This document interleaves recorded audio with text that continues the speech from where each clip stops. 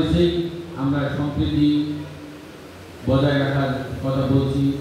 বাংলাদেশে বর্তমানে অন্তর্বর্তীকালীন সরকার আপনাদের প্রতি যে সদয় হয়ে সারা দেশে শান্তি শৃঙ্খলা রক্ষার জন্য যেভাবে নিরলস কাজ করছে, বিশেষ করে আমাদের স্বরাষ্ট্র উপদেষ্টা মহোদয়, আমাদের মাননীয় আইনজীবী মহোদয় যে নির্দেশ দিয়েছেন আমাদের, আমরা কিন্তু প্রতিটি পূজা মণ্ডপে যাচ্ছি, প্রতিটি আপনাদের সনাতনী সম্প্রদায়ের সাথে আমরা কথা বলছি।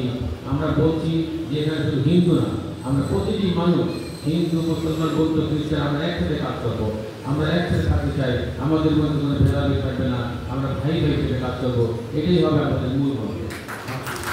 আমরা কোনোভাবেই কাউকে একক সম্প্রদায় মনে করবো না, আমরা মনে করবো যে আমরা অভিন্ন, আমরা সবাই এক সম্প্রদায়, আমরা সেইভাবে কাজ করবো।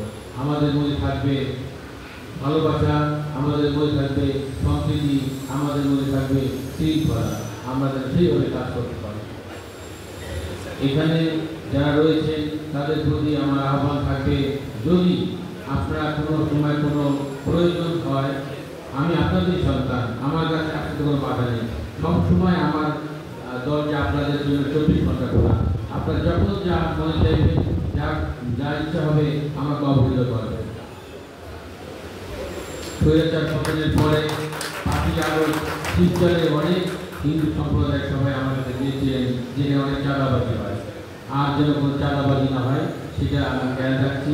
এদের পুলিশ সুপার রয়েছেন, উপজেলা নির্বাহী অফিসার রয়েছেন, ভারপ্রাপ্ত কর্মকর্তা রয়েছেন, তাদের প্রতি আমার আহ্বান থাকবে যে এইরকম কোনো কথা যেন আমাকে আর শুনতে না হয়।